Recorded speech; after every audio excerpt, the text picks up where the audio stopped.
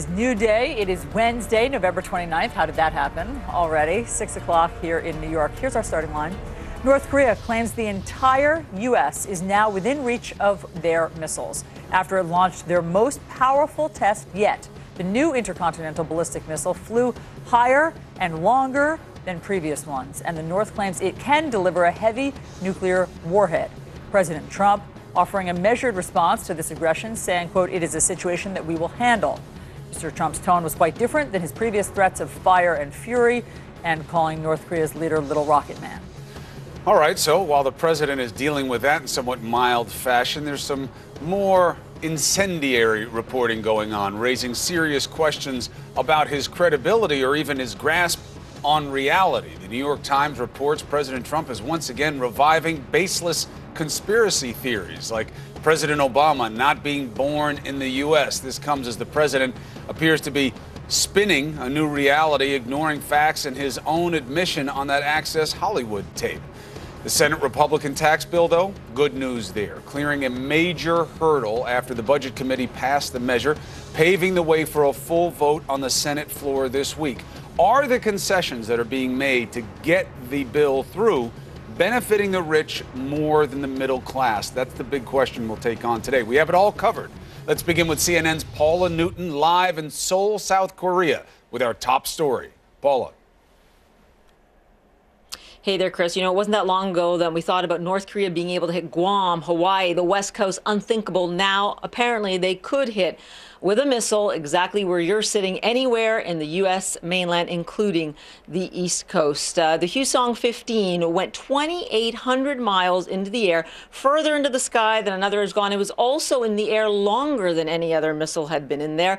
And the North Koreans saying that this brings them very close to what they are calling nuclear completion. The South Korean military responded immediately as this launch happened with what they call a precision missile strike. What was the purpose of that? It was a simulation. They hit the same target 3 times in the water to say to North Korea, look, if we have to, we can respond. What is crucial here, though, is something that Allison mentioned, which was this heavy payload. They underscored that, the North Koreans, to say that, look, we can miniaturize a nuclear warhead, and we may do that. Our own Will Ripley, who you know, you've spoken to many times, he's been to Pyongyang several times, a North Korean source telling him that, look, what will come next is an above-ground nuclear detonation. Many people wouldn't bet against that right now, and this, as you can imagine, is an incredibly tense time on the ground here in South Korea. You know, they would prefer to see dialogue. They've got an Olympics, a Winter Games, happening here in less than 3 months. They want to move more towards the negotiating table. And in terms of those military options, Chris, we could say it all together right now, like a chorus. There are no good military options. Chris?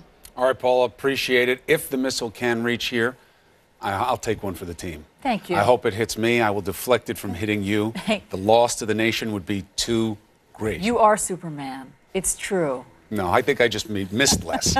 All right, so the president's response to this test is starkly different than his tough talk the last few months. Why? What's it about? The president calling the leaders of Japan and South Korea after this latest provocation. What do we know about the message? CNN's Joe Johns live at the White House with more. Joe. Good morning, Chris. That's right. The president did get on the phone with his counterparts in Japan as well as South Korea to talk about the threat, the options, what to do about this latest provocation. But as you said, in many other ways, the president's public response to this was what you might call predictably unpredictable, in that it was muted, it was understated, not anything like the rhetoric we've seen from President Trump when talking about North Korea in the recent past. So let's just listen to what the president said.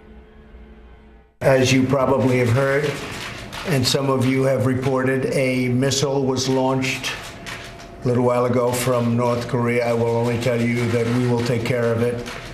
We have General Mattis in the room with us, and we've had a long discussion on it.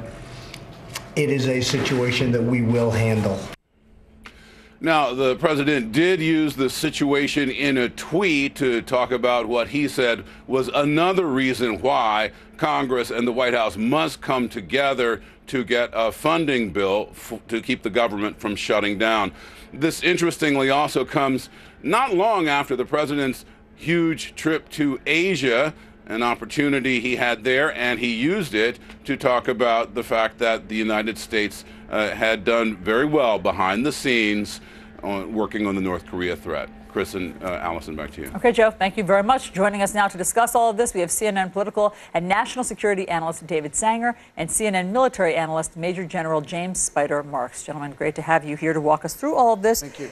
David, how does this new test, change the equation? Only marginally, but an important margin. So they've now demonstrated that they can cover the entire continental United States.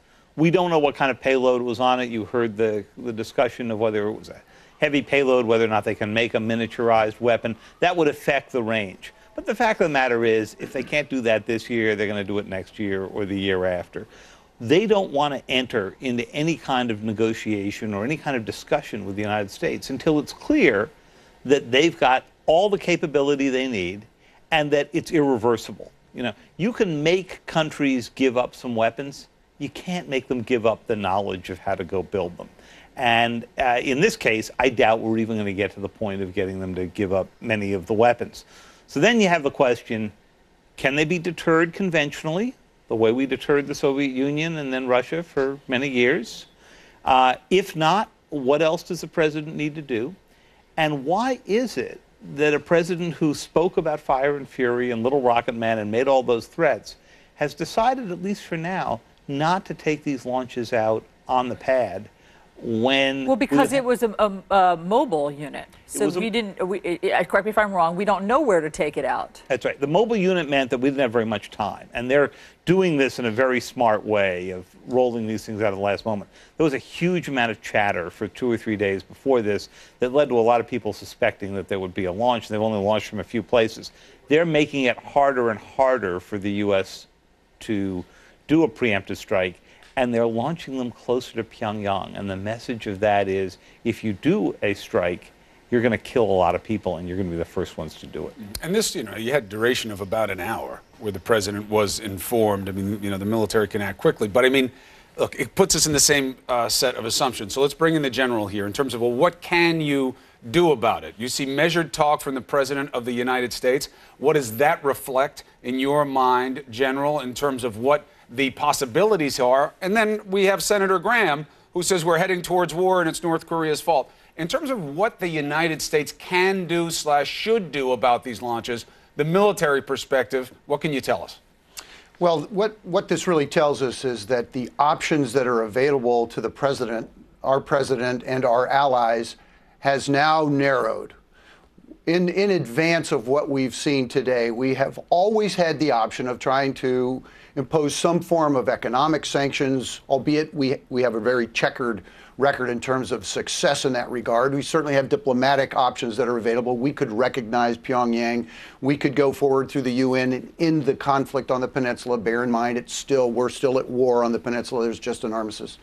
All of those options now are essentially put on the back burner because by the time, as David indicated, by the time we were to impose options other than war, other than a military solution to try to correct this, the capability that the North would have would be a missile with a nuke that's weaponized and can reach the United States. Now, whether they can increase the number in their arsenal, whether it's just a matter of building more, I don't know. But this capability certainly is critical in terms of our understanding, and the North wants to and will negotiate from a position of strength. They're not going to talk about anything else until they've achieved that position. But they can't go to war with this capability. They can't fight with this capability. The United States can handle it. Sadly, the only way that we can handle it right now is if we were to choose that we're not going to live with a North Korea that has a nuke, is to take it out militarily, and we understand the downside of that. So, David, let's analyze the president's measured tone, because there has to be a reason for it, since he hasn't exercised that in the past. So, should we assume that there are back-channel diplomatic talks happening? I mean, is that why he would have a measured tone yesterday? Well, there have been back-channel efforts, and I was with Secretary Tillerson in China a few months ago, where he said for the first time that he had 2 or 3 channels open. And what was the first thing the president tweeted out? It was, don't bother, Rex. These guys only understand one thing. You're wasting your time. I think during the course of the trip and so forth, he's been persuaded that doing this as a one-on-one between him and Kim is really a dumb way to go about this. And he, I thought yesterday, had a very measured, almost Obama-like, we'll deal with it, we've got this under control. He was going out of his way to play it down. And interestingly, it was Defense Secretary Mattis next to him who actually described that this was a significantly greater accomplishment on the part of the North Koreans. Let's demonstrate the difference, the contrast between how the president used to discuss the stakes and now. North Korea best not make any more threats to the United States. They will be met with fire and fury like the world has never seen.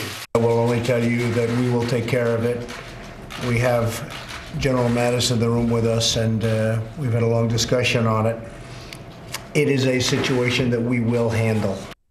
Went from Queens, New York to the Queen of England in terms of the sophistication of discussing this. Now, General, does that reflect that for all the talk and bravado, the military options are limited and very severe, and they would have severe implications? So the idea of going to them is something that you really have to be very reserved about.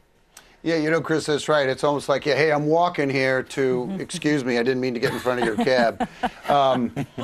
The United States can handle this situation, and they can handle it with allies, but the way that it can handle is a realization that the international community has to acknowledge and raise a hand and say, we're not going to accept a nuclearized, weaponized North Korea. The fact of the matter is North Korea has essentially reached that state. You can't put that genie back in the bottle. And oh, by the way, even if we were able to alter that, nuclearization and there is a market in terms of how that knowledge is transferred and moves around the world. So if North Korea were to lose it and agree to it, which they frankly are not going to do, they can always reopen that and get that genie back out of the bottle again. The options remain right now to handle it are militarily, and those, as we've discussed, will include South Korea having to acknowledge that they're going to end up losing a lot of citizens because they become a target immediately. Wow. All right. Obviously, we will be following this throughout the program. General Marks, thank you very much. David Sanger, thank you for all of the analysis.